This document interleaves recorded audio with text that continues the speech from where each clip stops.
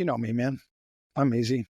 All right. So it's sort of live right now, but not yet. Okay, excellent connection. I wait for the live button over here, and then I push that, and then we are truly live. We have 100,000 people watching this evening. Well, I wish I would have shaved. No. Yeah, you should have shaved. You look a little scraggly. Shaved my.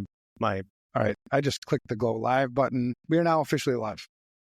No, I don't want to do it anymore. I back out. Stop. No, you can't back out. You're already here, man. People are watching. You have to push do you have a little thing on your camera where you push the little slider thing? Hello? Jordan. Seriously, I was just kidding, man. Bring it back. Here. Good. Hey, did you get the show notes? I did. And I'm going to be honest with you, man. I wasn't. You didn't read, did you? I wasn't. Do you know how to read? I know. I definitely know how to read. I wasn't nervous about being on this podcast until all of a sudden you sent me these show notes. And suddenly I'm like, oh, geez, this is like the real deal. Now I got to prepare. Yeah, it's all like professional and shit, right? Yes. So it is. Merry Christmas. Today is the day after Christmas. We're live. We are live on YouTube. And, I post the videos on YouTube afterwards. And then this also goes into the podcast. So people may or may not know you. People probably don't know me. But anyway, this is Jordon Darling. Jordan, say hi. Hello, my friend. We meet again. Oh my gosh, this is going to be awesome. Where do we begin? Feels like forever. Okay. Hi. I don't know if I'm supposed to cry or not on that. That was pretty, maybe beautiful. I don't know what it was. Still processing. Yeah, let's go with beautiful. Yeah, it was totally beautiful. Hoping my kids, hi, everyone. I say, hi, I'm Jordon Darling. I'm hoping my kids, they're supposed to go look at Christmas lights or some crap, and they're like making a bunch of noise right above me. So hopefully you can't hear it. I can hear it, I just want it to go away.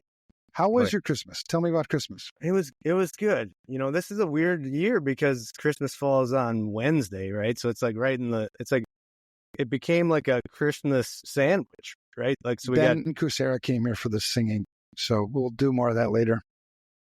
Okay. Ben Kusera. No, later. No, later. All right. So again, Christmas was good. Yeah, Wednesday. Yeah, good. I had a meeting it's not today. Over yet. That's my point. It's not over. We had my family over for Christmas on the weekend. Then we had our family Christmas, and now we got my wife's Christmas coming this next weekend. How was yours? I had a meeting today. Did you have a meeting today? Any meetings? I had a meeting today. Yes. What the hell? I was like, thankfully somebody scheduled it. I have multiple calendars, so I have to mush them together. And mush them? So I used Calendly. Shout out to Calendly. They're not a sponsor, but hey, we'll take your money if you're interested. Calendly. Yeah, scheduling people for many years. Yeah, but when you schedule there, I also have it Chanukah. Happy Chanukah. Chanukah. That's not. Is that Hanukkah. Is it Hanukkah? Hanukkah. You need that. You can't just say You gotta say no. But thank God I have it set up on this thing, Calendly, that it texts me like an hour before my meeting. Yes. And so I took my wife. So I'm home alone. I have this whole big house all to myself, me and the dogs, I'm jealous. Yeah. My wife and my daughter went up to Minnesota to see family. And they're like, do you want to come? I'm like, fucking crazy. No, Minnesota in December, not going there. Come on. You're born and raised here, right? No, I was born in Philadelphia. Well, that's not much better, is it? You knew me better than this, Jordan. Thought we would go back a ways. I didn't know you were a Philly boy, but I guess I never asked. I guess it's Boxing Day, too. Yeah. Should we That's box? when you box everything up, right? That's a Canadian thing. Canadian? Yeah, they're people, too. They box? They're boxers up there? I've never seen a boxer out of Canada. And it's great because they apologize after every swing. Cool. Sorry about that. That was a good hook. They do box, but they box on ice. I don't hockey think so. Style. Am I able to see the chats? Because I can't see the chat. Yeah, I see the chats. You have to go to the YouTube thing. Oh, there's a YouTube thing? Yeah, I don't know. I probably shouldn't anyways. I'll get this. We're live on the YouTube thing, Jordan. Yeah, but I'm in like the Riverside thing. Like I don't see the YouTube thing. Where's the YouTube thing? On the internet's YouTube. Anyways, this is not what people came for. No, it is what people came for. They came to be like, sometimes when you watch the show and you're like, at least I'm not that fucked up. That's why I like when people show up. That's why I like when people show up late for meetings, because it makes me look better. But you had a text message, so you were on time to one, right? Yeah, that's what you were saying. I was a minute early, but I was painting, right? So I took my wife and my daughter to the airport, and then I took the dogs with me. So I was doing dog stuff, and then I started painting. You know, ADHD. I was doing all kinds of shit, and then I looked at my phone. I'm like, "It's a meeting at 2:00. Who the hell schedules a meeting?" Yeah, on the day after. So I joined the meeting, and it was the CEO of FR Secure, John Harmon, and the CFO, Vinay. So pretty important meeting. Yeah, usually I'm a distraction, so I'm surprised they brought me into this businessy thing. It was good, you know. Anyway, so Christmas, you had a good Christmas? Yeah, it was good. It was good.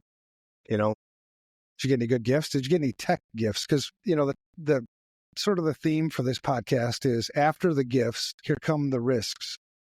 So, tell me about some of your risky gifts. Did you get any risky gifts? No. No risky gifts today. This year. Me and my wife, like, we didn't do a lot of gifts this year for each other. I got a spatula, not a smart spatula either, just a dumb spatula. What would a smart spatula do? It would probably flip things for you. I wouldn't buy one if it didn't do anything less. Yeah, I'd be interested in a smart spatula. And I got a pan. I got a non-stick pan. We had a crappy one, and that one wasn't smart either, just a dumb pan. Dumb fan. So no tech gifts for you? No, not for me. See, here's the thing, because we kind of like, I don't know, maybe we lavish each other too much, like just whenever, like we don't save things for like Christmas. So like I have tech things, but we just kind of get them whenever. And you know, we spend a lot of money on our like kids and stuff. So and we also try not to make it too extravagant. You're wishing I wasn't hosting this with you now. You're like, oh, dude, the whole point of the show. I'm happy that you're hosting. I'm hosting this with you. Wait, am I hosting or are you hosting? Who's doing this? I don't know. I'm here. You're a host. All right. I got 2 gifts this year. Nobody buys me tech gifts. Nobody. I think because they're intimidated too. They're afraid that I'll be like, really? Or you already have it. They're probably thinking, well, this guy has all the tech stuff. Why would I? Not all, but I have the tech. I have the tech stuff I'm interested in. You know, yeah, I didn't get any tech gifts. I got a pair of Birkenstocks. Is that how you say that? Birkenstocks? Yeah, I think That sounds right. And so they were dumb. You got dumb Birkenstocks. That was dumb. Yeah. But check this out. So I got this too. Let me show you. Can you see that? It's a piece of art. My wife had commissioned from a local artist here in Mexico. So I'm in Mexico. You know that. My wife commissioned this painting of my dog. That's beautiful. It was the best fucking gift I ever had. I cried when I opened it. Yeah. Look at that face. That's my dog. Seriously. My wife says, I like my dog more than I like her. Is that true? And you know me, man, I don't lie. It's true.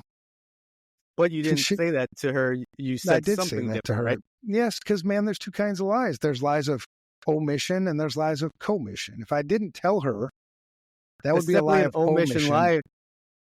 Evan, that's an omission you should have done. No, I did it. Well, because this isn't anything new. You know, but I explain it. Like, it's a different kind of like, you know what I mean? Like my dog, I think dogs are like the epitome of love. I've learned when I watch my dogs, I have 4 dogs, but Violet is by far my favorite. That's the picture you saw. I've learned so much about love from her. The way she forgives, you know, in a heartbeat, the way she's loyal all the time, always there for you, the way, just all that shit, man. I mean, yeah, dogs, everybody, I think, do you have any dogs? No, but we do dog sit. We have a dog here actually as we speak. We're watching our neighbor's dog, a Rex, a golden retriever. Yeah, and we love them. Yeah, you're right. Yeah. And they Dogs are the shit. They pee on our carpet, and we don't care. We love them anyways. I pee on our carpet too. I don't care. I mean, right? Maybe I wasn't supposed to learn that from my dog. Anyway, so all right. So people who don't know you, Jordon, tell us a little bit about you. Where are you from, and what do you? Talking about yourself. I don't like doing that shit either. I'm in Minnesota. I'm from Minnesota, born and raised. It's too bad. And yes, I mean, I do cybersecurity. I do IT stuff. I'm the vice president of Top Dog PC. I told you this the other day on our other podcast. What do I do? Man, I do a lot of boring stuff. But at the end of the day, the things I love doing is helping other people win, helping others win. And if that means helping them use their technology so that they can get ahead, so that they can get their job done better and achieve great things. A lot of our clients do great things. And if I can just help them do that, that's great. If I could help them stay secure as they do that, man, there's a lot of negative things happening, a lot of bad things that go on. And if I can just contribute to the good side, that would be great. That's me. Yeah. How long ago did you and I meet? Do you remember how many years ago that was? Yeah, it was probably 2000. Well, when did I get my CISSP? It was 1856. It was like 2016, I think. All right. 2015. And it's 2024 now. So like 10 years? No, that can't be right. Since it was like 2017. Yeah, because I had just did a major transition, lost a big client for one of my things, and I was doing. I went back to school. I did my CISSP. So I met you right. I did the CISSP right before that. So I met you, even though we didn't really meet, and then I met you after that when I was doing school. Yeah, we had lunch. I have a picture of it. I like lunch. I'm a big fan of lunching. Yeah. So, did you go through the CISP mentor program? I did. It was wonderful. I couldn't believe it existed. I mean, it was early on. I was maybe a couple of years into it. I definitely wasn't in the first one, but it was early on, and I was like, I can't believe this. I could just go get mentored to get my CISSP, and it changed a lot of my direction. Cool, man. Yeah, I love those stories, and that's the thing. So, for people who don't know, the CISP mentor program, we started that in 2010. We started with 6 students, and I did it because, well, my mission's weird, right? I have this mission to fix the broken industry. It just means when you come across something that's broken and you're motivated to fix it, go fix it. The point was, we were told that we didn't have enough talent in our industry. And so I was like, and there were only 3 employees, I think, at FR Secure at the time. And I was like, well, let's just offer free training. So 6 students, and then, so it's been going ever since 2010. So last year was the 15th year. This year was the 15th year. I think we've had over 100,000 students. The last 3 years, I think 20,000 each year. Crazy. And you just do it once a year, or do you do it twice a year? Once a year, but we're changing it now because I kind of feel like now is the time to like make it better. Because we call it the CISSP mentor program, but I think we kind of suck at the mentor part.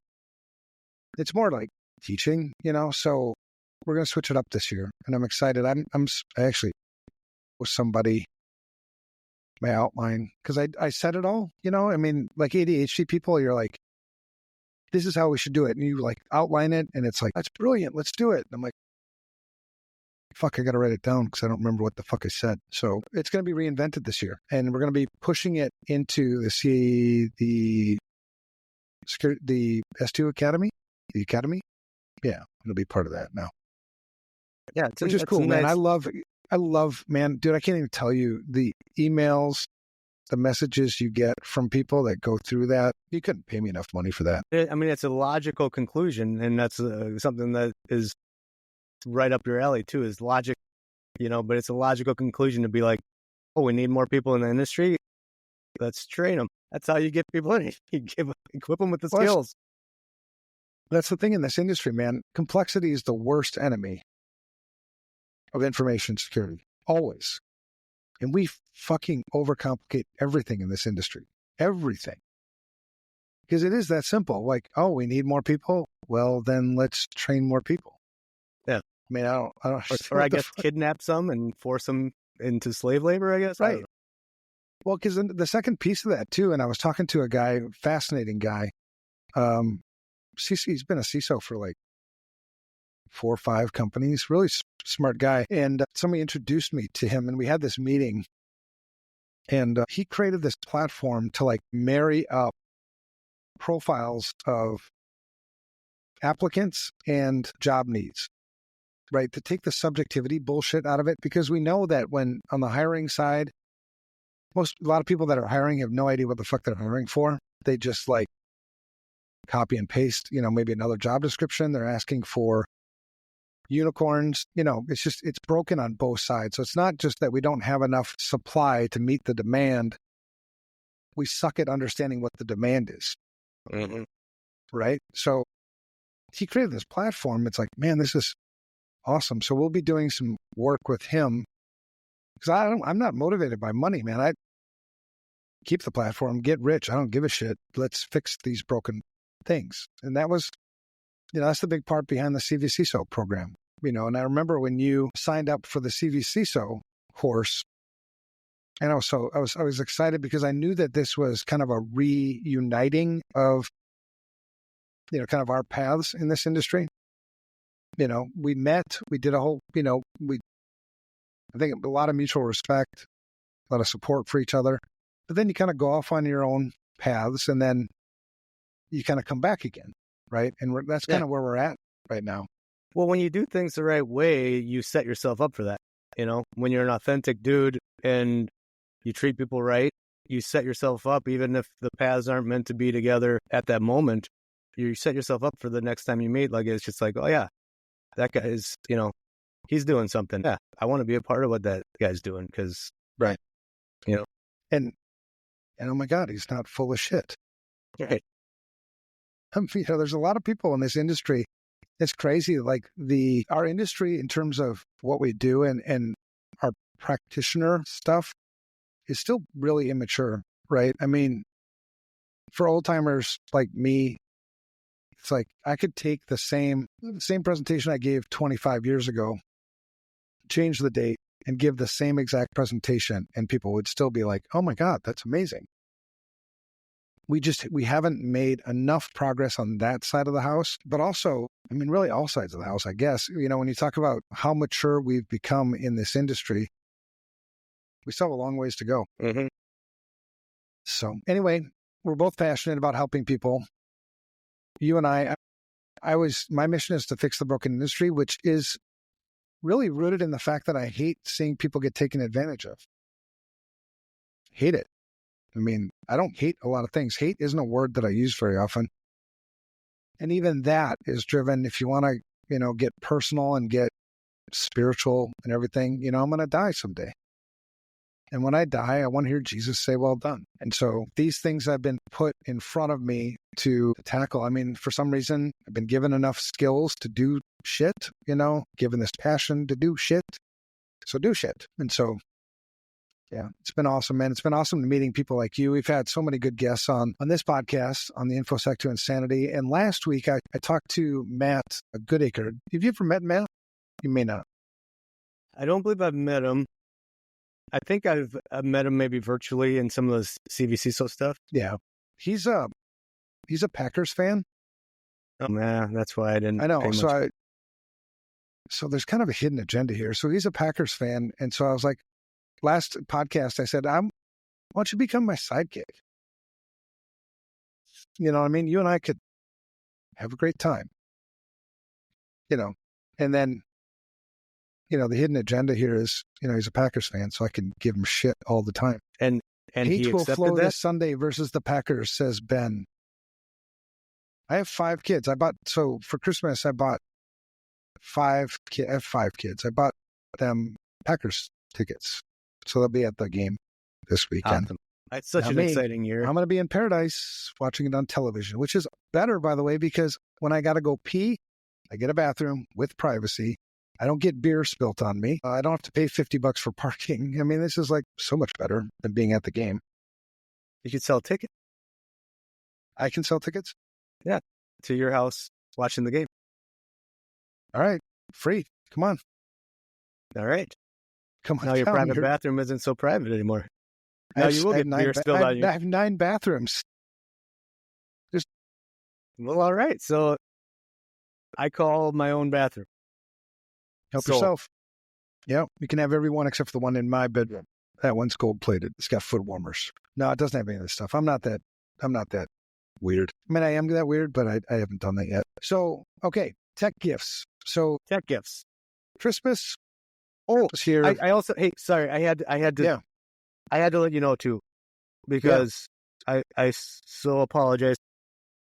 When you asked me to be on the show, and you told me it was about post-holiday, security tips, I just had no clue you were talking about cybersecurity.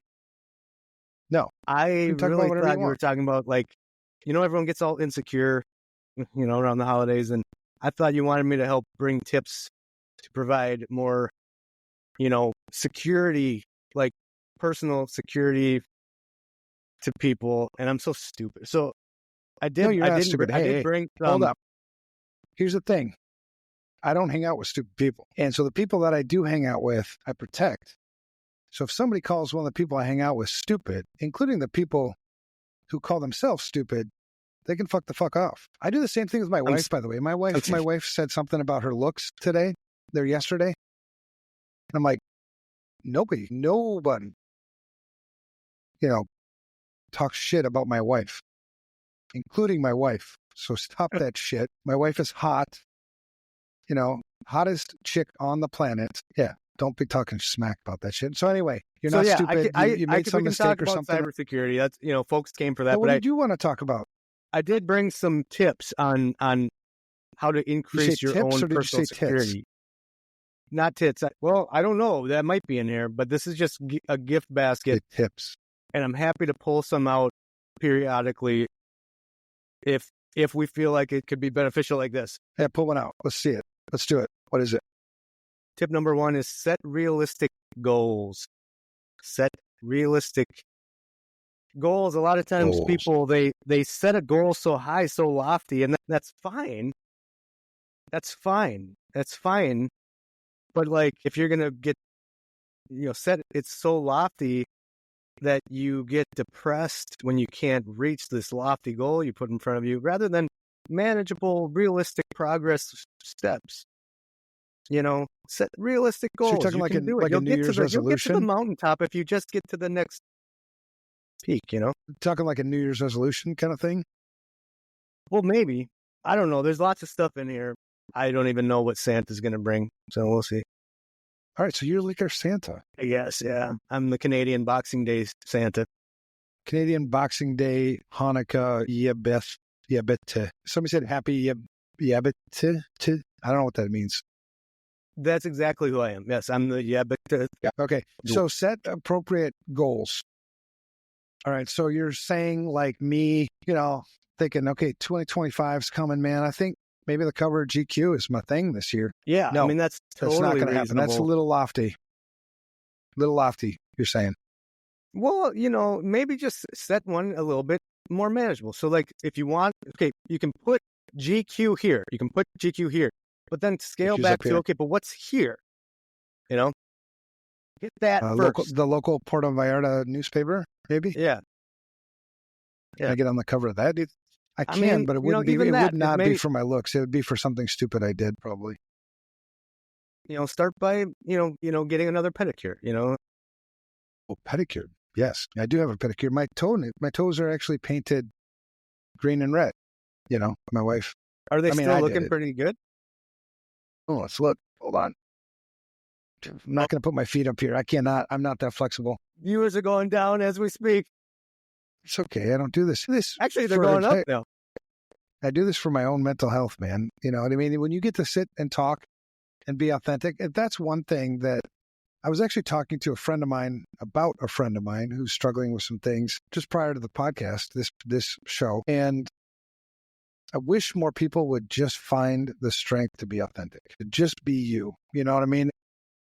Rather than being this fake shit. And so that's the whole point, really, of this podcast is just to be authentic. You know, I mean, I'm not looking for friends. The fact of the matter is, I don't like people. So why the hell would I want friends? It just means that they call and shit and text you and stuff. You know. So I know. So we can get to those. I know people here for the cybersecurity. I just want everyone to know that I'm well aware. How would Mike Tyson say that? By the way, ADHD, I believe it's a cybersecurity and his ability to go off track. And I don't mind messing with that a bit. I'm always off track. So Mike Tyson would say, instead of cybersecurity, I believe it's cybersecurity. Should we talk Mike Tyson the rest of the time? I think we could. That'd be sweet. Sounds nice. Yeah, it would be. It'd be nice. So cybersecurity. We have cybersecurity risks that we deal with all the day, every day. Yes. All right, so you didn't get any tech gifts because you didn't. I also didn't. I can't remember the last time I got a tech gift. I don't think I've ever. No, I've never gotten a tech gift. My wife would be afraid to buy me a tech gift. But I did buy her so this year I bought her a MacBook. So she got a tech gift. That's a tech gift. I bought the tech gift. Yeah, I bought that. Yeah, my daughter, other kids, they got tickets to shit. But no tech gifts here. But let's say I did get tech gifts. So I looked up, before we started this show, I looked up what are the most popular tech gifts of the 2024 holiday season. Do you want to hear them? Okay. Yes, I do. All right. So audio devices, the Apple AirPods Pro 2 and the Sony WH-1000XM5 headphones are the two most popular audio devices this year. Do you have either of those? I don't have either of those. I have the AirPods Pro 2, but I did not get them as a gift. I bought them. I'm also an impulse buyer. Sometimes my wife will send me to Costco and I'll end up at the Apple Store or Radio Shack or I don't know. And then you come home without the milk and whatever else she needed from Costco? Maybe. But then I turn it around, man. I mean, I'm a social engineer by trade. I turn it around and say, I invited you to come. You were invited to come. So the fact that I didn't do what you wanted me to do, you can't fire me. Yeah, it's her fault, really. We're in love, you know? I mean, just because I suck in the job doesn't mean you're still not in love with me. So there you go. I throw that in my wife's face all the time. Well, you married me. So, what does that say about you? Right? Yeah. Your problem, not mine. All right. So smart home gadgets. Here are the top 2 smart home gadgets this year. And then we'll get around to these things. And then we'll talk about, maybe some of the risks, involved in. And maybe if you're watching or listening, you're like, I got AirPods Pro 2. Like, well, what's there to care about security? Possibly go I don't wrong. know. Let's talk about it. I'm here So smart home gadgets, the Amazon Echo Show 10, 3rd generation, and the Google Nest Hub 2nd generation. Mm-hmm. First question is, what the fuck was wrong with the 1st generation? Why are we on 3rd and 2nd? Are these things giving birth to each other? Probably. Plus, really? If no one's going to buy the 1st edition, they need a new edition so that you can buy a new one. Of course they do. I mean, if I walked into your house and I saw that you had the Amazon Echo Show 10, 1st or 2nd generation, the first thing I would do would be like, what the fuck is you problem? You problem is bad. Mm-hmm, mm-hmm. What do you live in Mexico? World? Yeah, like, is there a 4th world? Where's your horse and carriage? And is there a 4th world? I mean, there's got to be. Right? I don't know. There's multiple worlds. Okay, so they say 1st world and 3rd world. Where's the 2nd world? Is that Canada? It's Canada. Canada's the 2nd world nation. All right, good enough.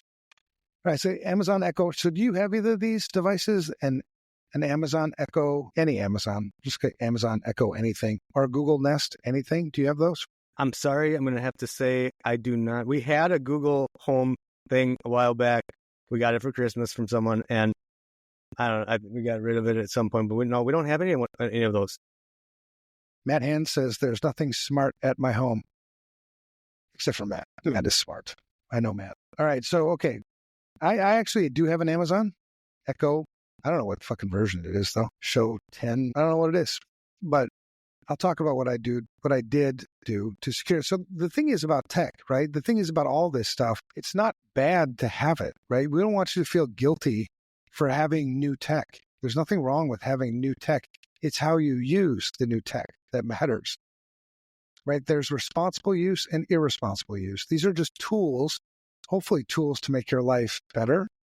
If they're not making your life better, then why the fuck do you have them? But yeah, I mean, make your life better. Having the tools, and then the next question then is, then how do I use it responsibly? So having an Amazon Echo Show 10 third generation, I'm not ripping on you for having one of those, but what are you doing to secure it, right? Be responsible. And even take security out of the equation too, because I think when you say secure and you say security, I think normal people are like, right, security people are talking security shit. No, let's talk about responsible. Yeah, just understanding how to use it, because I mean, all this stuff is so. I highly doubt a lot of people took a whole lot of time to really understand, and read the manual. Yeah, read the manual. I don't know. That's the first thing I do when I open up those things. Is manual in the trash. When I open the box for the manual, it's like 12 languages on that thing. Usually takes me 10 minutes to find the English version. And then, the manuals typically are they're not very helpful either. No, they're very shortcut-ish. There's no more words anymore. Yeah, there's nothing in manuals that tells you how to secure things usually. Have you seen that in manuals that you've read? Well, yeah, no, I throw away the manuals. So. Manuals? You throw them away. Yeah. All right. Manuals. But no, there's no how to secure this device section.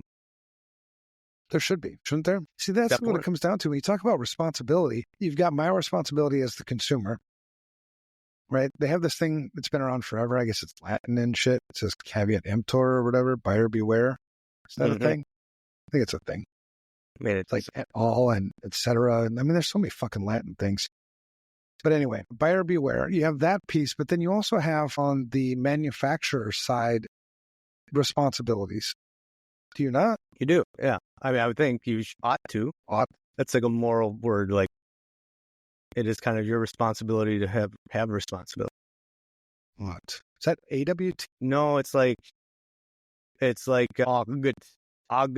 So there's a G, there's a silent G. Yeah, there's a silent G. And no wonder people don't like speaking fucking English anymore.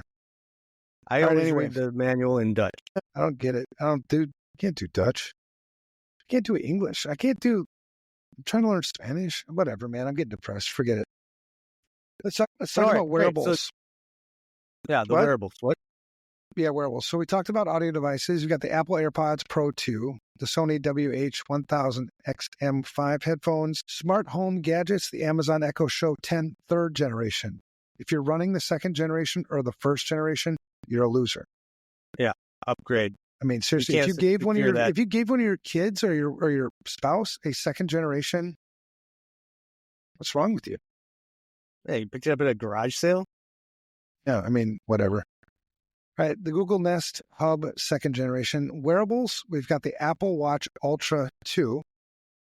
And I've never even heard of this thing. Withings ScanWatch Nova. Have you heard that? I've heard of this. Withings? Withings, WITHINGS, ScanWatch, one word, Nova. It's like a smartwatch. It's a wearable something. Yeah. I've never heard of it. So how about these things? Do you have either of these things? I'm guessing you don't have a Withings ScanWatch Nova. I have, you see, that's the Ultra 3, Ultra 2. The one thing I was really hoping Apple would do going from the Ultra version 1 to the Ultra 2 would be improved battery life. I would have paid twice the price for an improved battery. No, that didn't Instead, come. They gave you some kind of shit updates. But anyway, I fell for it. Thank you. I still have a Fitbit. I'm an American, though. You have a Fitbit? Yeah. See, part of the reason. How many steps did you do today? I'll tell you.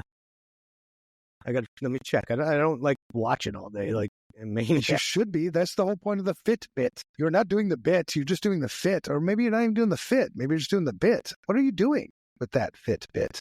I'm almost to 5,000 steps today. I got you beat. I worked from home. I got you beat, and I'm fat and lazy. I have 5,865, 2.56 miles. I'm not done yet. Oh, yeah. No, as soon as the show's over, there's like, it gets over at 10 o'clock-ish. I got 2 more hours. I'm going for a fucking run. I'm going to go for 2 runs. I'm going to go for 8 runs. I'm never going to ever stop running. I'm going to do what's that dude? Forrest Gump. I'm going to Forrest Gump to your house. I'm going to Forrest Gump all the way up to your house. Do it. And that'll give you a big old kiss on the cheek. While playing ping pong. That'll show you. Wow. You and your Fitbit. So give the people what they came for. Okay. You got more on that list before we get into the details? Oh, there's more. Bring it. So you have a Fitbit. I have, the Apple. I'll tell you what I did to secure my Apple Watch Ultra 2 as well. I have no idea about the Withings ScanWatch Nova. I'd have to do some research on that. But that's the thing, right? If you were going to be responsible in your use of technology, you would do some research, wouldn't you? No? It might be a little bit necessary. Just a little bit. It's like any tool, man. I don't want my Apple Watch Ultra 2 to fuck up my life. Well, right. And I think when we get into maybe Ben has some 56 ideas devices connected to his network right now. Holy shit, Ben. Kidding me? 56? Well, I'll tell you how many I got connected right now. All right, go ahead. What were you saying before I interrupted you rudely? When we get into like what can possibly happen, not that there needs to be a whole lot of like fear mongering going on, but like there's real stakes. Let's monger. There's real stakes. And that's after Christmas. That ought to make you do a little bit of research. Yeah. But here's the thing: I'm just 36. As bad as other people. I'm not trying to claim that I've done it well. I've got later on or whenever we want to talk about my mistakes, I've got some big ones. Come on, dude, you've made mistakes. I mean, I say I'm sorry more than I say I love you. So you're a narcissist mistaker. You're a narcissistic mistaker. Why am I a narcissist mistaker? I don't know. Why are you? That's what I'm wondering myself. People throw around narcissist. I know. I don't even like it. Let's just move on. Fuck this. Yeah. All right. Matt says, in many ways, I don't think they want you to secure them. Yes, there's some truth to that. I agree. All right. So gaming consoles. Who doesn't like to game, dude? It's like, oh my God, like a different reality. Yeah, but you're all going to hate me. My kids only have a Wii U. I can like shoot people, bam, bam, bam, bam, bam, and it's legal? Are you shitting me? All day. Thank you. All right, so Nintendo Switch OLED and the Valve Stream Deck. Are you a gamer? I like to play. I'm not a gamer. I'm not like hardcore gamer. Like, I like gamers though. I love listening to them. Are you a softcore gamer? I dabble in a little softcore gaming. Yeah, I like to play Madden with my son, We all do that. I mean, sometimes we find ourselves on websites we just really mean to be at. Get it, dude. It's all good. All right, so Nintendo Switch OLED, Valve Steam Deck. So here's an important thing. Like on those, I think of like the Valve Steam Deck. It's a fairly closed system, right? There's not a lot I can do around a cybersecurity thing with that. But talk about responsible use. It's probably not responsible for me to play the fucking thing 24/7 or to have your kids play it 24/7. And the point here is we think that information security or cybersecurity is some kind of specialized skill. It's not. It's a life skill. It's something that everybody needs to learn. Responsible use.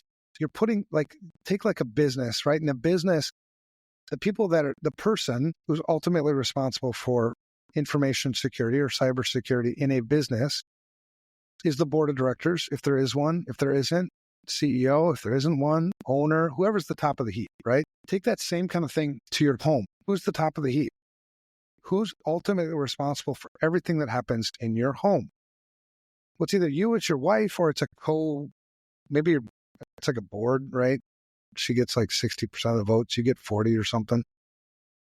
But anyway, somebody has to take responsibility. Somebody has to be accountable. And so even though when you're thinking, cybersecurity, information security, you're thinking like the Nintendo Switch and the Valve Stream Deck. What can I do to secure those? Well, you could it's not defined secure, right? Secure is risk management, but beyond just hacking shit, you've got just responsible use of shit, right? And so if you approach information security as being responsible use of shit, it'll make a hell of a lot more sense to you when you buy the next Amazon, whatever the fuck I said it was, the Echo Show, right? What's responsible? I mean, ask yourself constantly, what's responsible? What rules should I put in place for these gaming consoles? Because you're not going to do a lot to secure. I mean, if you were talking like the Valve Stream Deck, things off the top of my head that you would do is, you'd want to segment that traffic off into its own subnet, if you know how to do that on your local network. You'd want to lock down, certainly take a look at the firewall, make sure you're locking down all ingress, any accounts that you're using on that device, change from defaults, shit like that. Strong passwords, MFA if you can do it, shit like that. But nobody's probably going to hack your Valve Stream Deck and steal money out of your bank account. Probably, maybe, I don't know. But responsible use, man. It all comes down to responsible. I mean, for those that, when you think about all the Wi-Fi networks that you can see, just all your neighbors' Wi-Fi networks, and think about all the devices that are connected to those, and how easy it could be for someone just in the neighborhood or one of your neighbors, if you haven't put a little bit of thought into just wireless networking, just a little bit of assistance when you're setting up your Comcast router or Wi-Fi, to see if you can set up a couple networks and keep things separated. So at least when your kid downloads a virus on his little computer, it's not connected to everything in the house. Kids are walking viruses. They're seriously in multiple ways. And I wish people, one, had the means to do it, two, had the knowledge to do it. But if you're using, a lot of us are working from home nowadays. Remote work is kind of a big thing. Well, a better thing would be to have two separate networks, I mean, if you can get your work to pay for it, if you know how to do it, whatever. I mean, you could always do Starlink on one network and do, your local telco on the other network. I mean, just keep them completely fucking separate. You'd have different IP spaces, so if there's something that got compromised, you've got some attack traffic, some whatever shit going on one network, it's not going to fuck up the other network. I mean, but you'd have to just do research, and we'll get to some of these steps, right? I mean, we're not going to, what I don't expect is, normal, call them normal people, the people that aren't security people. We're not normal. You knew that, right? Yeah. But, I do. What can normal people do to be responsible when they get these gifts, when they get these things? You already hit on a couple things. I mean, read the manual. I mean, we were joking that we don't read the manual, but if I don't read the manual, I'm definitely doing research, figuring out how this thing works, and not always just to secure it either. Like, I want to get the most out of this thing. I want to figure out how it actually works so I can do some cool shit with it. Along the way of figuring out the cool shit that you can do with it, you figure out how to be responsible too, right? Yeah. Well, do you have another thing in your bag? What? Yeah, hold on a second.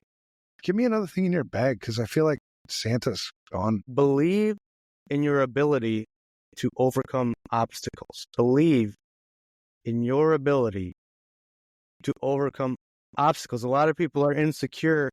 Oh, I get it. Dude, you're talking bail money. Which we found out is tax deductible. I did find that out about a month ago. And not because I used it. When because I asked. Jail becomes an obstacle, bail money. Believe in your ability to conjure up some bail money and get yourself through that. If they don't set bail? I mean, yeah, you could probably fashion some sort of a shiv. You could go straight up violent right out of the gate. You bet. You could be like, all right, fuck it. No bail? I'll stab my way out of here. But the social engineer yourself. If there's anyone here tonight, if there's anyone here who thinks that an obstacle is the end of the road, it's not. It's not. There's always bail money. You were made to go through those obstacles, over, around, up and down, whatever it is. Hallelujah. Preach it, brother. Just like the Boys to Men said. Boys to Men. Although we've come More singing. to the I love end. it. Wait. No, I didn't know where I was going with that. Do you don't have any more words, or did you forget the words? The end of the road. The end of the road. Still, I can't let go. So I can't let go. So you get to the end of the road, you keep going.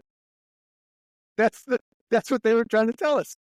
Nice, like Thelma and Louise. Yes, exactly. Okay. Right off the cliff.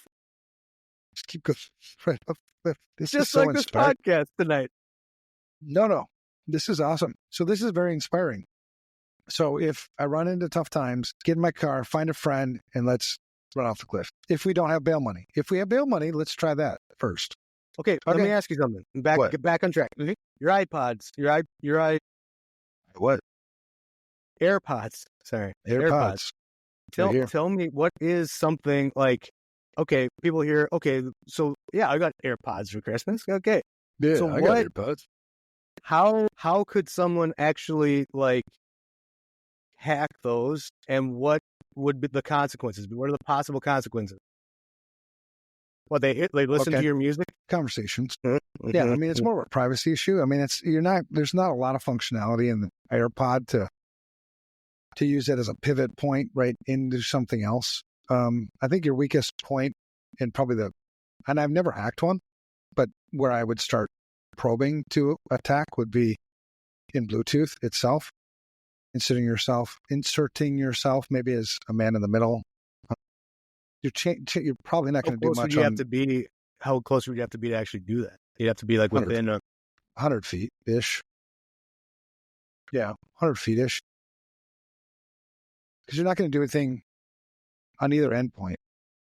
I mean, Apple's on the device side, they're pretty good at wrapping shit up pretty quick. I mean, there was some big things that came out in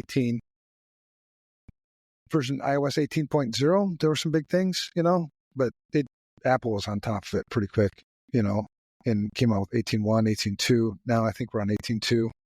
There's not a lot of code that runs on the iPhone. What are these things called? Apple Pods, AirPods. So I think probably your biggest risk is, something. Because those don't connect. You don't connect those to Wi-Fi, right? They don't have any AirPods that connect to Wi-Fi. It's just Bluetooth running. Bluetooth, yeah. But there's also kind of when you think about how things function, it's like, and that's kind of the hacker mentality, right? If you just pay attention to how things are functioning, you've got that's where I would start, right? Like I said, I've never hacked one, but if I were to start playing around, that's probably where I would go. Would be in the communication, with Bluetooth. That's an open standard. It's notoriously kind of fucked up. What else would I think? Shit, I forgot where I was going with that. Another thing that's interesting about the AirPods is how they automatically detect and connect to whatever Apple device you're sort of using, right? I've got my iPad here. I'm on a MacBook, and I've got my iPhone here, and it automatically picks up on, and I don't know what that trigger is, but I would be interested to figure out what the trigger is to make it settle on home for one of the three. I don't have time to hack that shit, but that's where I would go. I'd go Bluetooth for sure. And then I'd figure out what's that trigger? That trigger is interesting to me because right now, I mean, it connected automatically to my MacBook, but if I were to go over here, it would automatically, what makes it do that? I'm interested in that. And people that hack that shit probably know already, but I'd be interested in it. And you got to think that it remembers. Yeah, it's part of Bluetooth, the pairing piece. Yeah. Yeah, that's part of the Bluetooth implementation, which is all. So you can probably standard spoof that then, right? It's all IEEE standard shit. Yeah, I would think so. There's something you could definitely do with that. But you'd want to be able, to figure out what you want to do with it. Do I want to just knock it off? It'd be easy to knock it offline, but yeah, trying to get into the communication without detection would be interesting. Yeah. But then you Other graduate, things, you move. e-readers and tablets. Do you have any e-readers and tablets or tablets? Do you have an e-reader? Yes. Well, my Tell me wife about has your a Kindle. e-reader. I don't Kindle. I don't read. I don't either, man. Audiobooks all day or wait for the movie. Why read? It's hard on the eyes. I fall asleep halfway through something. Well, and I do have a tablet for the kids, and here, this would be one of my, I guess, shortcomings. One of my embarrassing stories would be like that. I still don't. Careful. Let's not disclose too much. Let's be necessarily humble. Let's be humble, but not, not knock ourselves down. Not necessarily on the security side as like what you pointed out earlier, people might typically think of with security, but the responsibility part, because I still don't know the most effective way to kind of do parental controls. So while I might be good at keeping it patched and things like that, I still don't have the best way to make sure my kids aren't getting fed something I don't want them. That's fed. a huge challenge. But it's been a challenge even before. That's been a challenge even before devices, though. Before we had all this stuff, right? Because you've got peer pressure. You've got who wants their kid to be the only kid in school that hasn't done the thing. There's a lot of shit that goes on with that, and I think a lot of it. And I'm not an expert either, but I can just tell you what I did. My kids, it was a lot of talking. It was a lot about, what are you doing? What's kind of the new thing? What's the exciting thing? Oh, TikTok or whatever the fuck it was at the time, and it's like, tell me more about that. And then I would install it myself just to like, oh, okay, I can see kind of how that's a thing. And then I think it's a good opportunity to just talk to them about responsible use, right? Talk to them about the risks of using it too much, right? I don't want to neglect you from you, not neglect you. I don't want to restrict you from using it because I don't want you to miss out. But while people, there's responsible use, which, some of your friends are doing. There's irresponsible use, which some of your friends are doing. Let's figure out that middle road. What's healthy for you, I guess, conversation. Well, right. And sometimes for me, I would force the conversation. I'd be like, you're fucking talking to me now. Put the fucking phone down. Let's talk. No, I'm just kidding. I didn't do that. And I have younger kids too. So how old are your kids? My oldest is 11. My son's 9. And then I got a 7-year-old and a 3-year-old. Oh, okay. And so I had a kind of a scary moment not scary, but opening where our 3-year-old, we might be like, okay, here's the tablet, you can watch Bluey or something. And then the next thing you know, somehow she got over to YouTube and watching shorts, and it doesn't even it just happens. It does. So parental controls are necessary because they will. And then suddenly I hear her listening to something, and I'm just like, what the? No, but to your credit, man, I think that's responsible. You were paying attention. The biggest thing you can do around cybersecurity or information security is situational awareness. It's knowing what's going on around you so that you can account for it from a risk management perspective. So the fact that your child went from this to that's irresponsible at all. That's exploration, adventure-based things. I think the parent that has no clue that stuff even happens, that's the irresponsible piece. So the fact that you notice that's a great opportunity to sit down and talk with them why this is good, this is not maybe so good. You know what I mean? I think that's very responsible. I think a lot of parents don't even pay attention. When you say it that way too, I guess it also makes another positive thing to think about is because my son actually said it. My son kind of said, "Hey, Dad, they just swore." Charlotte's listening to something, they just swore. I'm like, she's supposed to be watching Bluey. But so take that. I've always kind of thought, from a security perspective, home is like a microcosm of business because risk management's risk management, right? Whether you're at a business, home, it's just what makes it different is the complexity. But, there's so many similarities. Somebody has to be responsible. Somebody has to be watching. We know that we can't prevent all bad things from happening. So where we can't prevent those bad things, what do I have in place to detect it? And then what would my response be? And it's all just responsible stuff. And so the fact that just this story is fascinating because you've got you taking accountability, taking responsibility overall for this. And you've set up an environment where it's okay for somebody to report something, right? As like an incident response, like, Dad, I saw something that I don't know, and I'm guessing you play the dynamics right. And it's not like tattling. It's more like, I care about you. I don't want. I did beat him up for being a snitch, but of course, understood. Snitches get stitches. Everybody knows that shit. Yeah. We weren't supposed to talk about that on the podcast, but yeah, I get it. No, I didn't.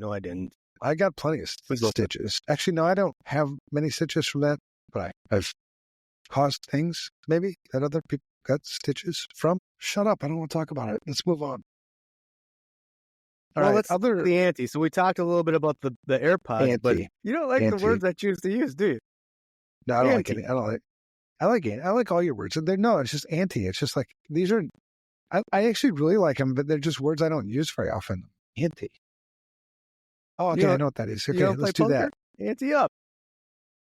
No, yeah, I play poker, but people won't play with me anymore. Because you're good? No, I think, I don't know if it's you can't good. lie. I think you said you can't lie. You don't lie. So you wouldn't be able to play poker very well. No, I think some people just have an inherent poker face. Like this is me right now being really excited. I'm so fucking happy right now. I'm just elated. But this is also me panicking. I'm like, oh my God, the world's falling down. You know what I mean? So from that perspective, yeah, it's a good skill to have as a poker person, because it's like, you can't read the face because there ain't nothing to read. So how are we supposed to know when you need help, Evan? What should we do? Your face looks the same. Should I ask passed you? Out or something? If I'm like laying on the floor or can't talk, maybe. I don't know. Yeah, I don't need your fucking help. Go ahead. If you have a tough time forming words. Forming words? Auntie. I have an auntie. I have an uncle-y too. Some cousinies. Yes. But so we talked about the AirPods, that was a little bit like, okay, well, but we talked about those home assistants, those smart, home assistants. That's got to be a little bit You're talking about more the Amazon risk, thing, right? And that Google thing? Yeah. Yeah. So what was the question? Well, I'm just guessing those are bigger risks than your AirPods. Yeah. Yeah, because there's more you can do with it, right? Risk is likelihood and impact, right? The likelihood of something bad happening and the impact if it did. You hacking my AirPods, the likelihood, well, you'd probably have to be within 100 yards, right? So somebody with the skill to do such a thing would have to be, because that's probably the most likely method of attack. And then what would the impact be? Well, you might capture some of my conversations, but most of my conversations are bullshit anyway. So there's just not much of an impact. Whereas you talk about, like an Amazon Echo, there's a hell of a lot of shit I could do with that. You know what I mean? A lot of times people set up these devices to control other smart devices on their networks. You've got cameras potentially attached to these. You've got, lots of smart devices. You've got, what are the things? Lights, thermostats. Whatever you can think of as a smart device in your house, you can connect to, your Amazon Echo Show. So an attacker can do all kinds of really fucking cool shit with that. So the impact is significantly higher. The likelihood is also significantly higher because attackers know that I can do more shit with that, right? You haven't seen a lot of, if any, vulnerabilities or exploits for the Apple AirPods Pro 2 because it's just not that interesting for most of the people with skills.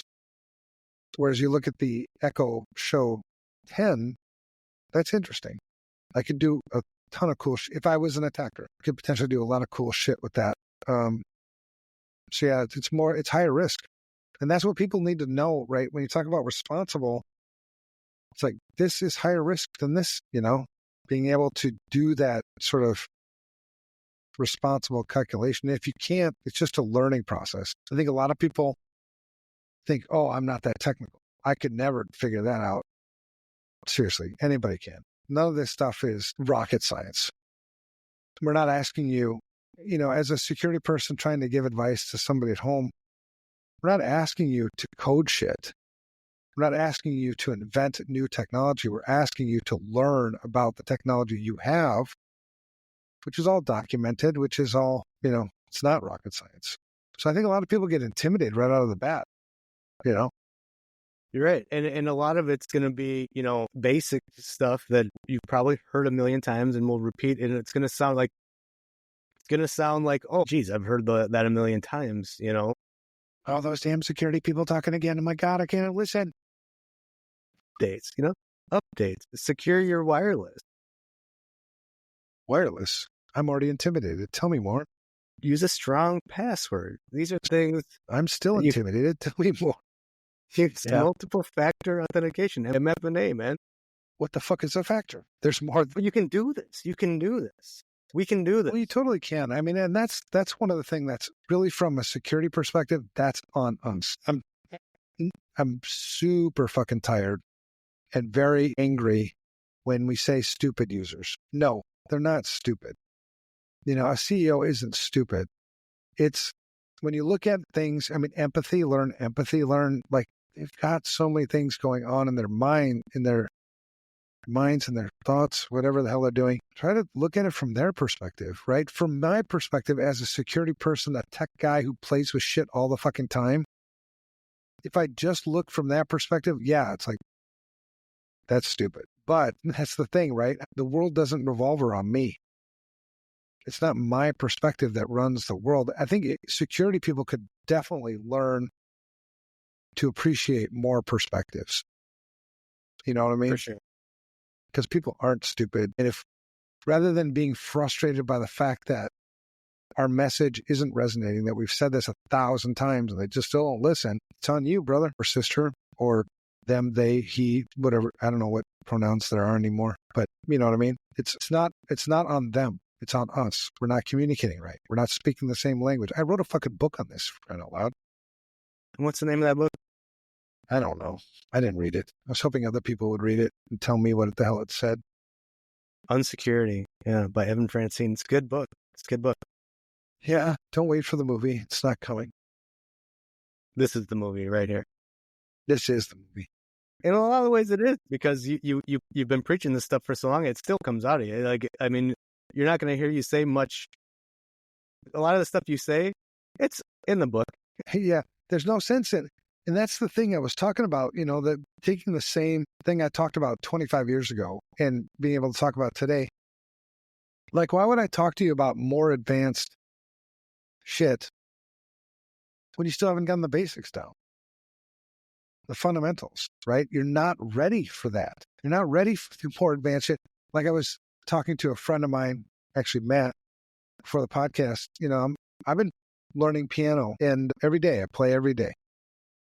And I've been doing that for 7 months. I was like, man, when am I ever going to be able to play play with a band? That's my dream. I want to play on stage with a band. Well, it's like 2-3 years. You know what I mean? So it's like, okay, you got to keep going and keep learning and whatever. But the thing about us is, we want these instant results, and we're not willing to put in, I think, the effort to meet people where they're at and take them down this journey. Right. When you talk about multi-factor authentication, how many people, I mean, if you think like the U.S. population, how many people actually know what the fuck multi-factor authentication is? It's got to be less than half, man. Yeah. I mean, they know, they just don't know. I don't know, man. I mean, I don't know. Maybe this is worthy of a study. Maybe we should go out on the streets and maybe we'll do a podcast episode. We'll just go out on the streets and ask, like, hey, tell me about multi-factor authentication. And I wonder how many people will be like, what? The fuck? Well, I don't know what the fuck that is. You're probably right, because I think sometimes when you're in the information security field, or even just, in the tech field at all, or whatever, you maybe get a false sense of, geez, this has been preached a million times. Everyone knows this. And then you start thinking, why would I say that? They know this is heard a million times. And maybe they haven't. or maybe it never clicked, like. Yeah, I get tired of people when in I our say industry. MFA, I just want to throw up. I'm just like, I've said it so many times, I don't even want to say it.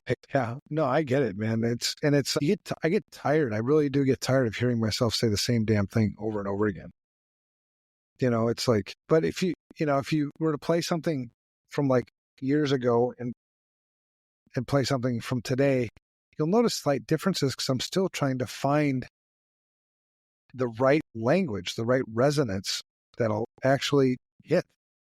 You know what I mean? Because if you know security, the thing about information security that's fascinating is so much of it is logic and reason, right? And logic and reason are beautiful things because you can extrapolate logic and reason.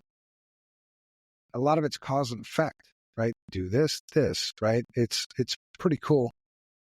Then you take the people part, which is the analog stuff, and you plug the analog stuff into the logic and reason stuff. The analog stuff is like, if you understand how analog works, it's a wavelength, right? And digital is always discrete, on or off. Computers only do what you tell them to do. You marry the two together. That's the magical part. Like, poor choices have consequences. So you think the logic and reason, but then you've got to take in the emotion piece, which is the fascinating part. Because when you talk about like the tech, all the tech from, Christmas or just tech in general, like, because the next thing I was going to talk about was smartphones, right? You've got the iPhone 16 Pro, the Samsung Galaxy Z Flip 6. When people go out and buy these things, how many of those people actually ask themselves, why? Why do I need this? Because I asked my daughter that. It was an interesting discussion. She's like, "Oh, the iPhone, the 16 Pro is out," and I'm like, "Yeah, I know. I need to get it." I'm like, "Why?" Well, because it's the 16 Pro. That's not a why. What about that 16 Pro adds something to your life that you're missing now that you really need right now? That'll offset the cost and the risk and everything else. I mean, just logic and reason, right? I mean, the emotion part is, I need that shit. The emotion part is FOMO. Oh my God, I can't fucking go without the 16 Pro. The logic and reason part is why. And she didn't have any reason. Well, it's got a better camera. I'm like, you're not a fucking photographer. No, I mean, when did you pick up photography? When you'd actually notice the difference between this amount of pixels and this amount of pixels and the other features, I mean, but T-Mobile will pay for it for me. Like, it's on them. Well, I mean, that's another thing about that logic and reason thing too, because that really does protect you a lot from the marketing. Yeah, mm-hmm. Okay, you're offering me this free thing. Okay, if I'm using logic and reason, I know that nothing is actually free. What's the catch? Why would you give me something for free? It's either not valuable or there's something in the back that's going to, that is valuable to you enough to offset the cost of $1,500 phone. You know what I mean? Yeah. So anyway. Yeah, so when we're talking about phones now we up the ante again. Ante. I don't have any antes. What are the risks with the phone? Yeah. Well, the phone, oh my God, the phone. The more functionality, the more complex something is, the more risks you're going to find, right? God. There's the lines of code, the number of lines of code in an iPhone 16 Pro, along with all the applications you stack on top of that. I mean, you can look at it from two ways, right? You look at it from, on average,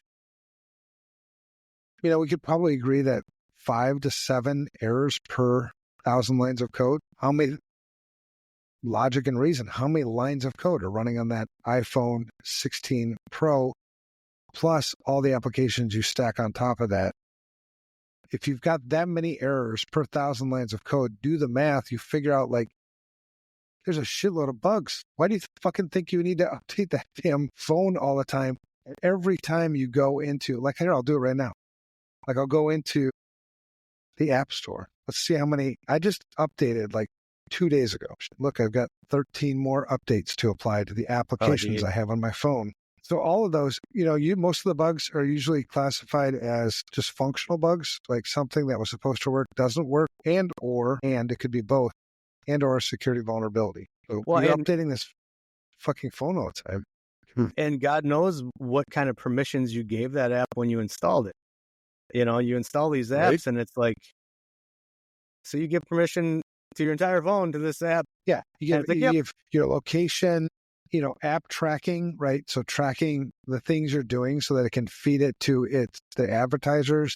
You've got location tracking that. You've got, local device access, like all your photos, a select few of your photos or no photos. I mean, my God, there's so much shit. And if you were to actually, and I should do this actually as a research project, just how much data, because I am a responsible user of my iPhone. I know every app that's on here. I know why I'm using it. Yeah, I mean, I've heard you challenge people in the past that's going out.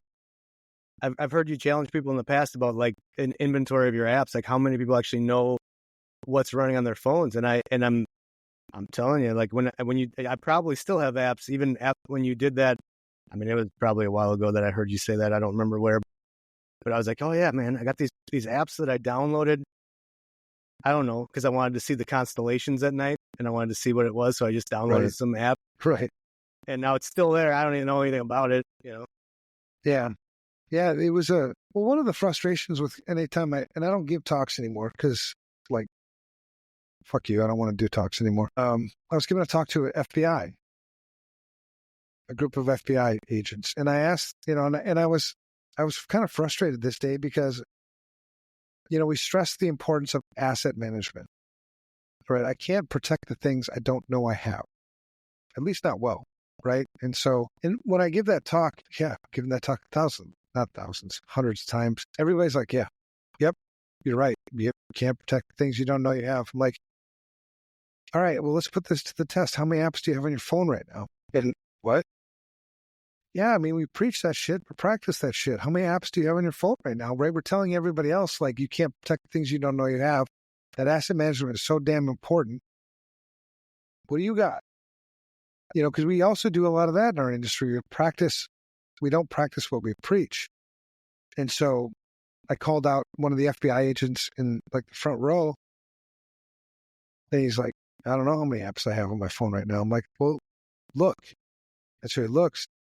No, actually, I asked him to guess first. Well, guess. How many do you think you have? I said, oh, maybe 50. I'm like, well, look, you had 246. So you have 196 apps on your phone that you, even in your guessing, right? So when I talk about information security and how important it is to have situational awareness, there's 196 apps that you were absolutely not aware of, right? And so when you put that into the risk, the risk equation, I mean, especially as a fucking FBI agent, it's like, I mean, you make it too easy to have, really. I mean, again, I don't have time to do that, and I'm not interested in doing that. But I think any attacker who does have time, who does find the self-interest in attacking those types of things, we make it almost trivial. So if we go back to, all right, Christmas, I got gifts. What should I do? Let's say I've got a new drone. If you got a drone, don't fly that shit in New Jersey at night, because they're going to uppity about that shit now. But, I got a new iPhone. I got a new doorbell, smart device. Yeah. iPhone or not. Yeah. Doorbell. What are those called? Ring doorbell. Ring, ring, ring. What should I do? I mean, if I want to be responsible, right? Who doesn't want to be responsible? You should be excited about it, because if you use it correctly, if it's a tool that you use responsibly, it will provide value to your life. If you don't use it responsibly, well, that's a poor choice. Poor choices come with consequences. Eventually, you're going to pay the price for it. See how I did logic and reason again? Yeah. I mean, it just makes sense. I don't know. You connect the dots. I have no emotions. Like, I don't give two fucks about anybody, really. No, I'm just kidding. I do. But you do love everyone. I do love there you go. See, over logic and reason. everything. Love versus like. Love is a choice. Like is a feeling. I have no feelings, but I have choices. I love you. Don't like you. But you're right. You're right. Well, and that's the thing about being authentic too, that I encourage all security people to do, is be authentic, be real. Because even if you're not right, open yourself up to challenge. Maybe I'm not right. The worst thing for me would be to think that I'm right and continue to do this shit, not being right. And not having people say anything about it, right? So if I'm not right, well, then let's discuss it. Let's discuss it in this like place of mutual respect. That's hard to find these days. Especially in America, you damn Americans up there. But so go back. What can you do? Okay, so we've already touched on a lot of these things, right? So there's a lot of your devices come with default passwords. Yes. And perhaps people don't always know that, but like you can change the password, and you should change the password, and you should make it a strong password. So that's one thing. You got your new little assistant, and change that password, man. Change that damn password. You said, because from an attacker's perspective, if you haven't heard from an attacker's perspective, people give us, and I'm an ethical attacker, and I don't have as much time to attack as I used to, but people give us so much damn credit. Like, oh my God, you're so smart. No, we're not. We look at things from a different perspective. So if I were going to attack any one of your devices as an attacker, why wouldn't I try default passwords first? It's the easiest way into things. As opposed to, cracking passwords. Yes, we would eventually get to that, but it's, step by step, right? It's this methodical approach. And from an attacker's perspective, there's always got to be a return on the investment. If I'm a malicious attacker, so what would be the return? It depends on the motivation of the attacker.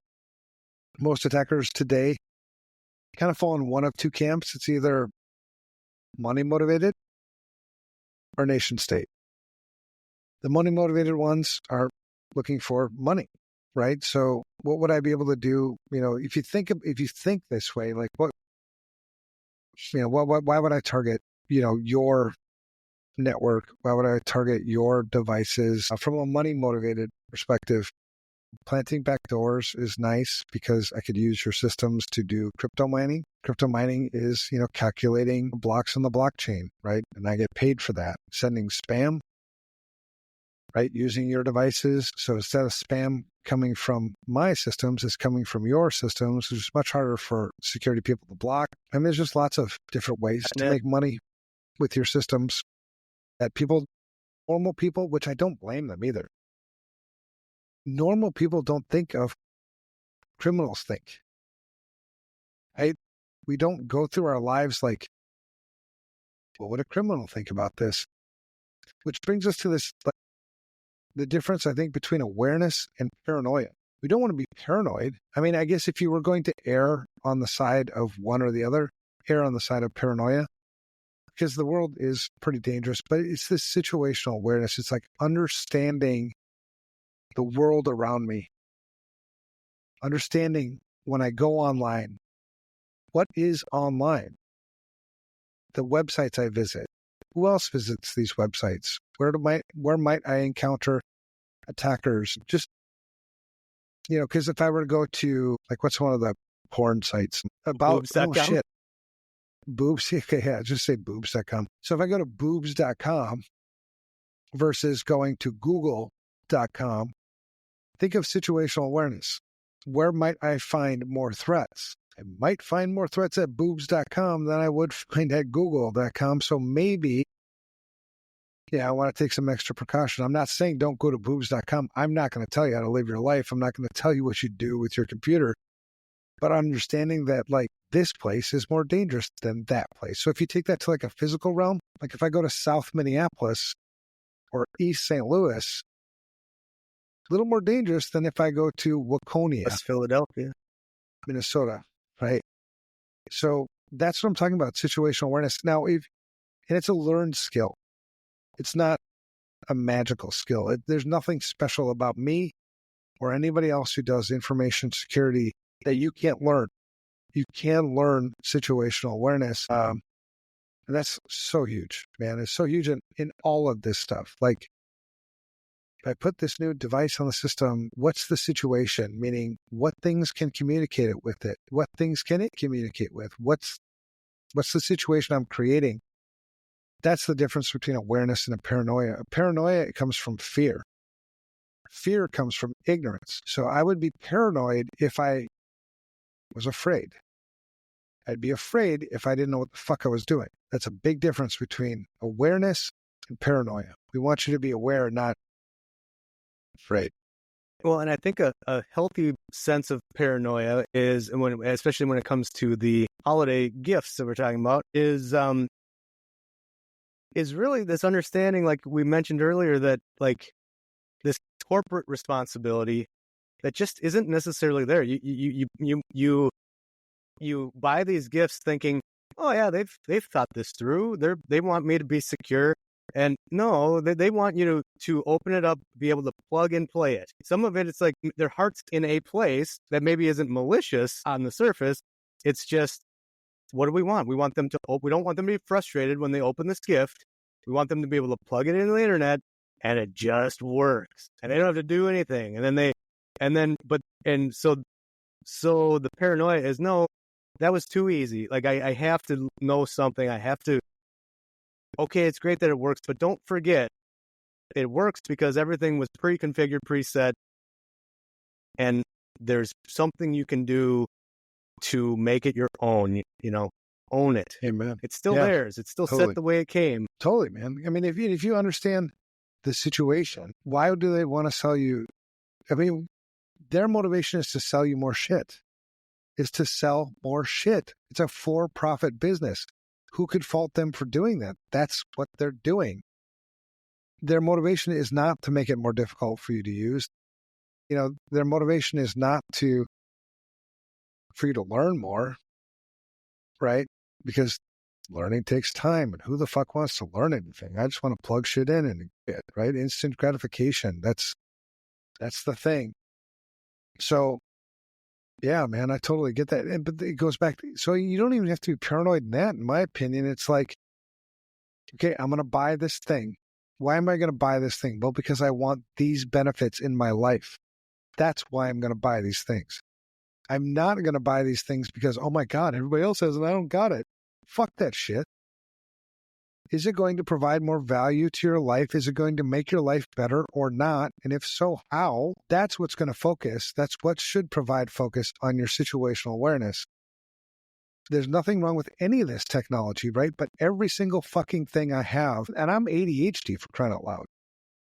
I am weird. Every single piece of tech I have in my house, I know exactly why I have it. I know exactly what benefits I get from it, and I use it responsibly. That's the difference. It's not paranoia. I'm not afraid of shit. I mean, if you hacked any of my shit, big deal. I expect it. I mean, it's connected to shit. Why wouldn't it be attacked at some point? Plus, the nature of my business, the nature of what I do for a living. But it's awareness. It's not ignorance. It's not like, and the thing that people miss out on is this awareness. It actually improves your life and your experience with the tech. If you're ignorant, you miss out on all the benefits. There's so many benefits and features and cool shit that your tech does that you have no idea that it does. If you took the time to learn and be aware, my God, you'd be like, oh, I had no idea. I fucked around. This is me, right? So I fucked around with my wife, and I actually told a tech friend, pen tester, actually, really good pen tester. So I'd set up on my wife's phone. I don't know if you ever heard of shortcuts on your iPhone, but there's a thing called shortcuts. I'd set up a shortcut on my wife's phone that every time she plugged her phone into power, which is usually at night, which I thought was funny, it would say, oh, baby, put it in me, fill me with your juice, right? And so you have to teach that to us. Yeah, so we're laying, we're going to bed. She plugs her phone in. It says, baby, plug me in, fill me with your juice. My wife was like, what the fuck was that? I'm like, I don't know. What was what? She's like, my phone just said something. What did it say? I don't know. I'm like, what did you do? She's like, all I did was plug it in. I'm like, well, plug it in again.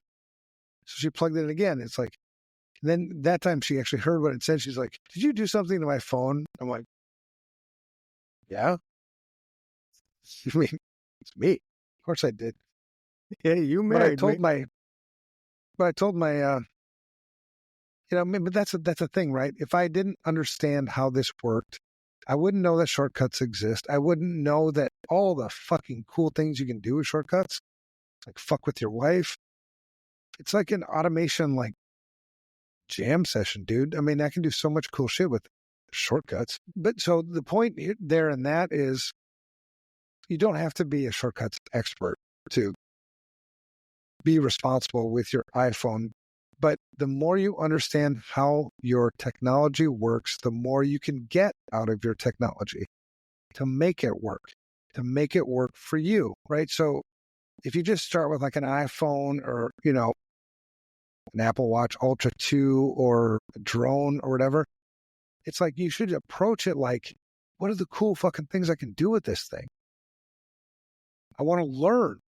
I want to be the master of the technology as opposed to the technology being the master of me, because you can fuck with your wife. I mean, it's the best damn thing ever.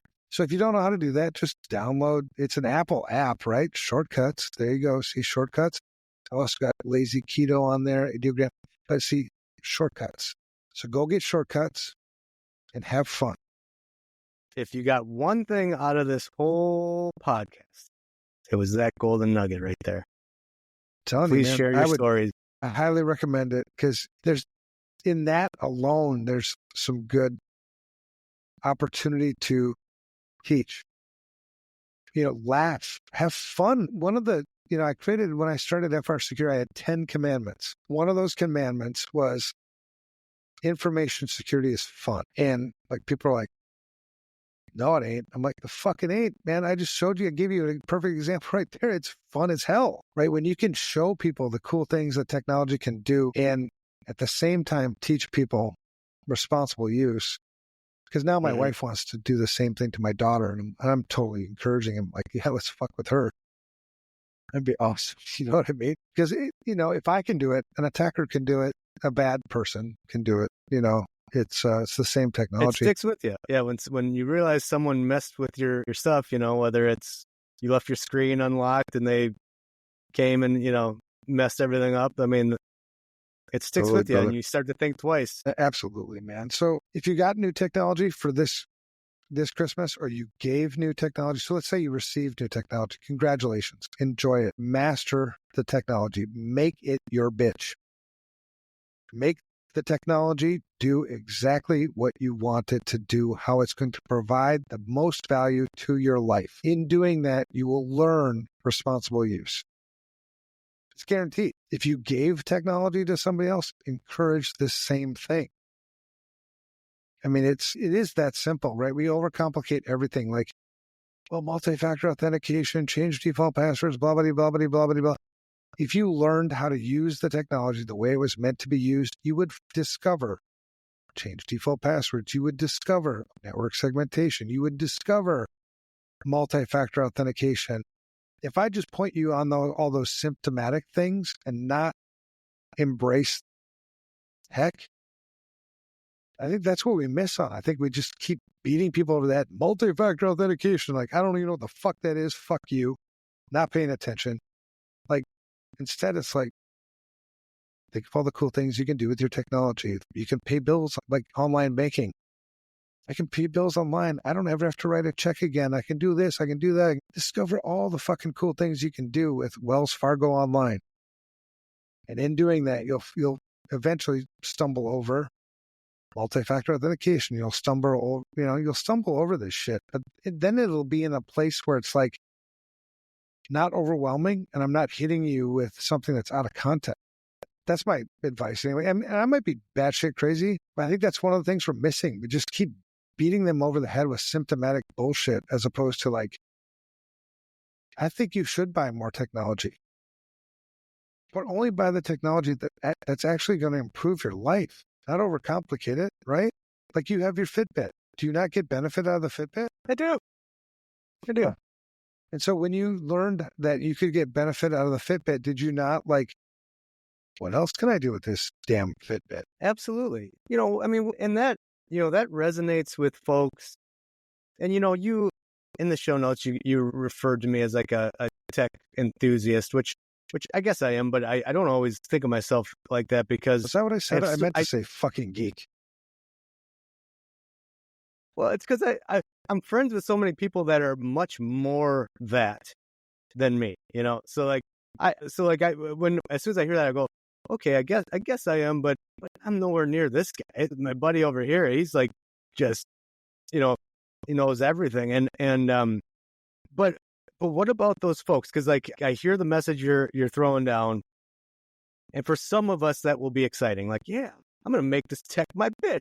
But for some people that might sound like a mountain to climb. Like, man, I'm not tech savvy. Like I don't want to make it my bitch. I just want it to work. Like, and so there is that crowd where I think it's like they're not. Yes, they want the benefit, but they're not excited or enthused about the tech. And I don't know, I mean, I'm wondering how to talk to those folks. Like they don't want to read because they don't want to learn it to secure. They want it secured, but they don't want to learn it because, man, it just sounds like the worst thing in the world to have to read any kind of a tech jargon thing to figure it out. Yeah, I think if you were gonna feed into any righteous fear and capitalize on the AI one, right? Because there's some fear that AI will make us its bitch, right? So at what point do you want to step up?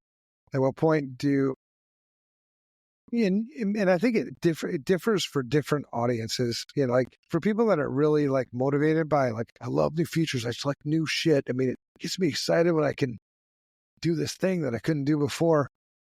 It's usually those people are more tech anyway. But it's like, what other things might it do? I mean, like I just gave you an example. You know, I'm a tech guy. You know, I'm not. The only thing that makes me different is I'm curious. I like fucking with shit.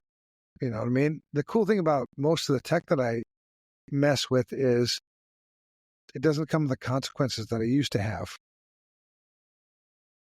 Meaning, in like life stuff, if I were to do some of the things I do in like real life-ish things, like physical life that I do with tech, I would definitely be arrested. I would be in jail, right? But it's not illegal on the tech stuff. So it's that same kind of curiosity. I'm not a malicious person. It's the curiosity thing that drives it all. But like my mother just bought her first iPad. I convinced her she had, I don't know how many flipping, what are those things? Those Amazon things? Kindle. She had like 3 Kindles or something. And she had, a Microsoft laptop or whatever.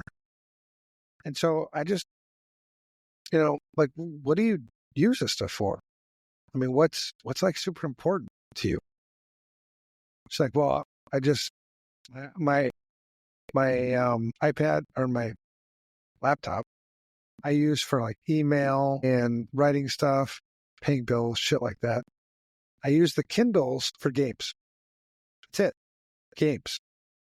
And so I was like, bitch, you don't use a Kindle for games. I didn't say that way. Maybe I did. I'm an only son, so I get away with a lot of shit. I told her, and so I just explained to her, like, so, and she had an iPhone too. So like, you have, you know, listen to this, you know. So I said to her, like, you have 3 Kindles. It's one set of operating system. I mean, Kindle is its own operating system that you have to keep up to date, do all that shit. You have your iPhone. You got to keep that all up to date. You've got your laptop.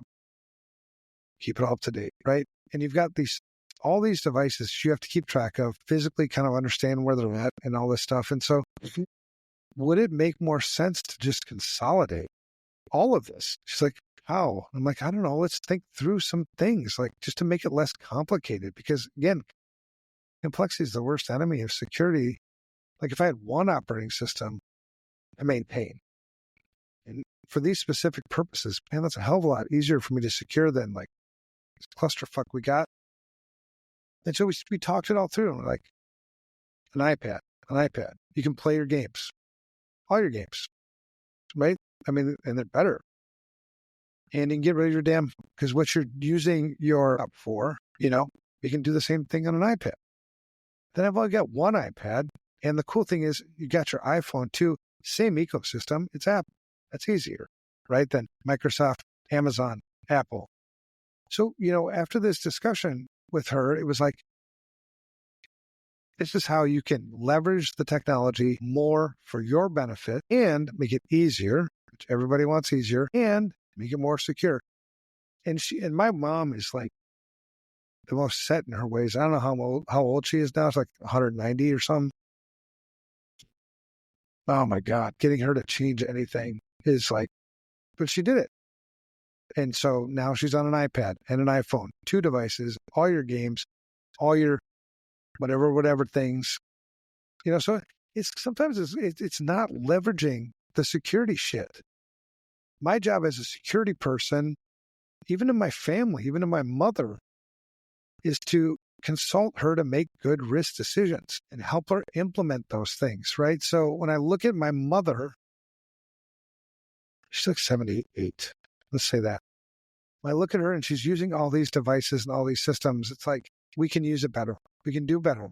And so I think it's the same kind of mentality. When I look at all my devices that I've got, because I do have a lot of devices. I don't want any more devices right now, because right now I don't think I could take on anymore and be responsible with them. But every single device that I have has a purpose. Every single one of them. My drone even has a purpose. Now it's offline right now, which is great, right? But when I put it online and use it for something, there's a purpose. The purpose is entertainment. The purpose is capturing some cool videos and pictures and things like that. That's its only purpose, right?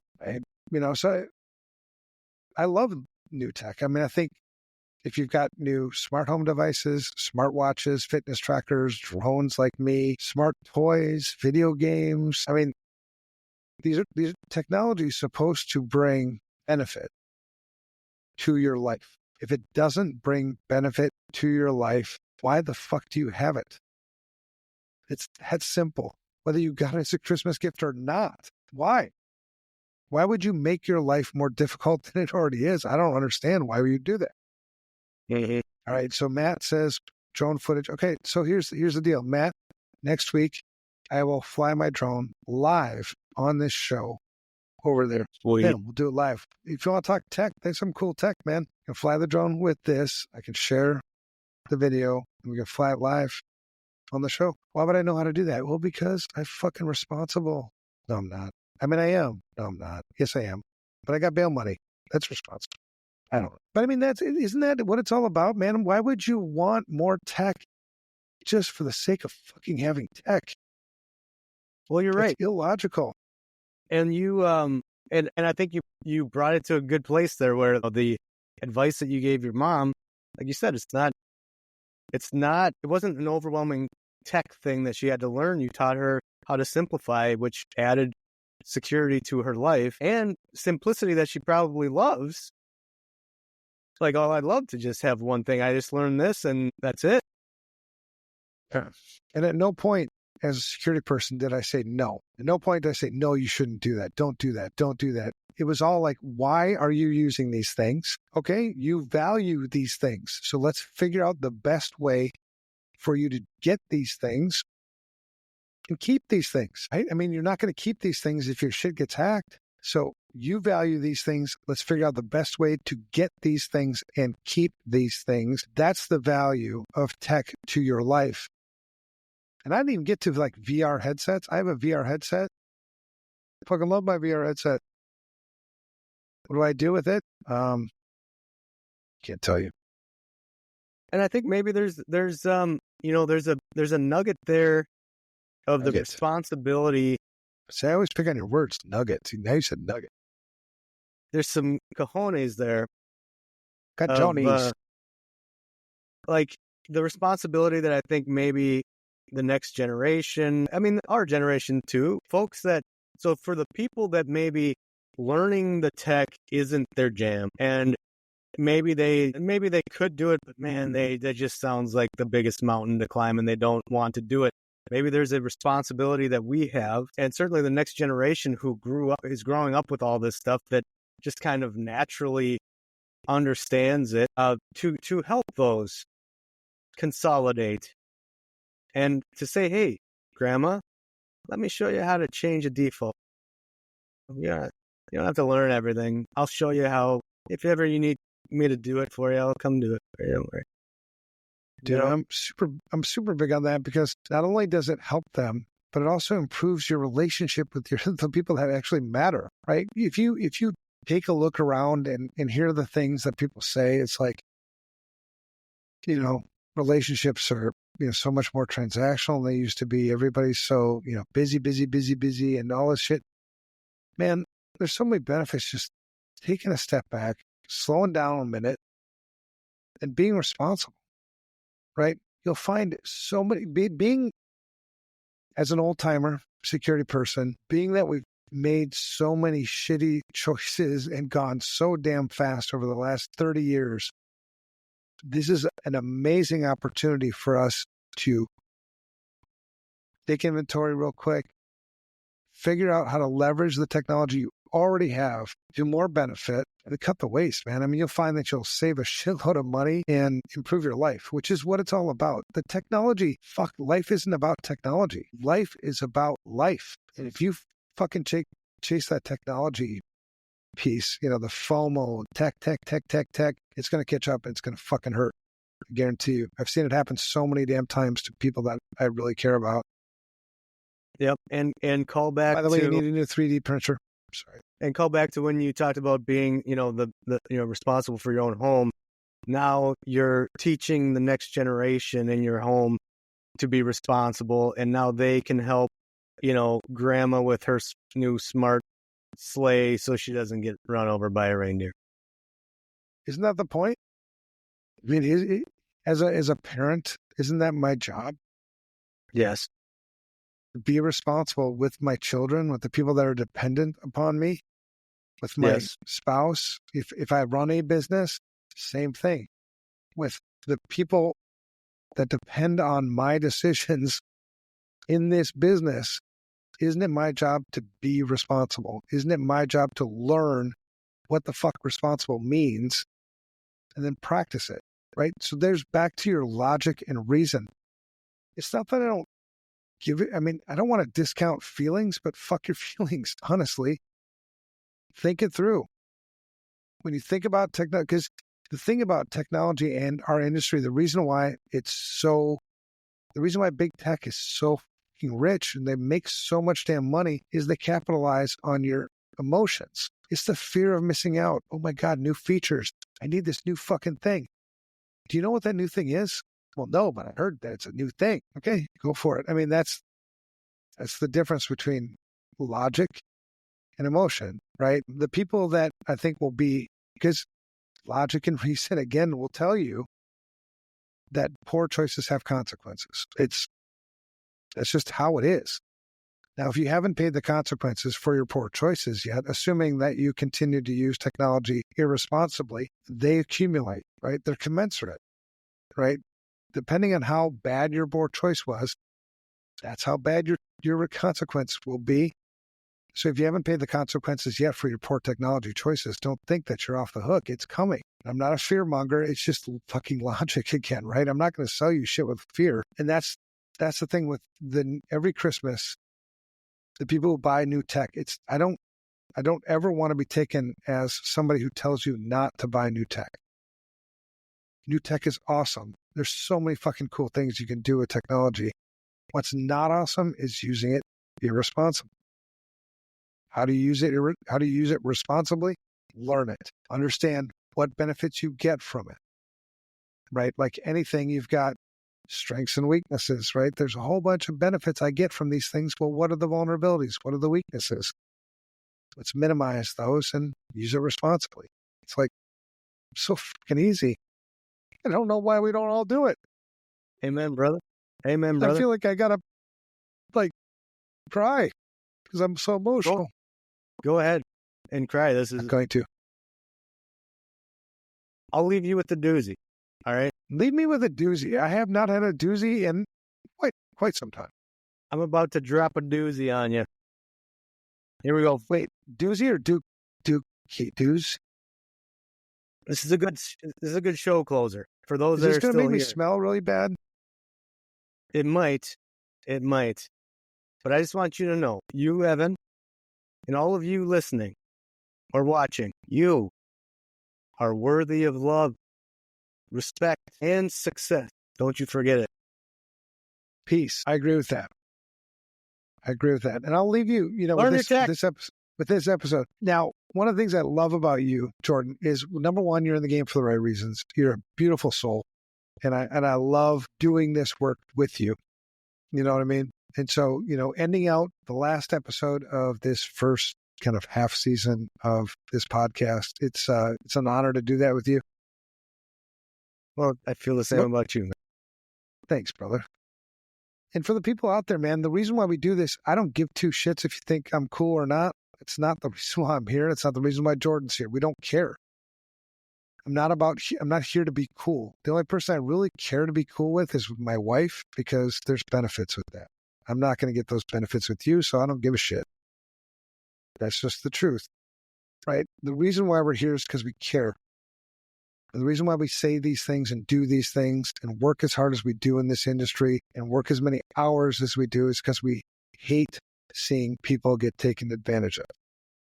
We want to help people. This is a service industry. This is not a product industry.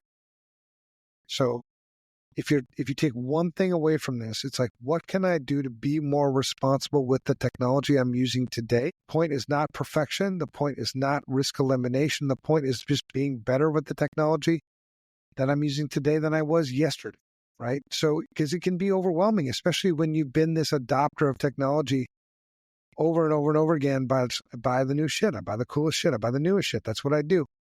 It can be overwhelming because when you look across all your technology, you're like, well, where the fuck do I start? Right? That's cool. I get it. It starts with pick one. Pick one piece of technology. Pick your new Alexa thing. Pick whatever you got for Christmas this year. If that's not going to help you, then how about take an inventory? Just take an inventory of the technology you do have. Mm-hmm. Right? And start to learn it. That way, technology becomes your bitch versus you becoming technology's bitch. ChatGPT or what's to come eventually with AI, if you want to combat that, don't let AI be your bitch. You make AI your bitch. So it's that simple. And I'm super glad that anybody who listened to this long, Jordon, I love you. Thank you, brother. Love you. Right. I just ended the stream.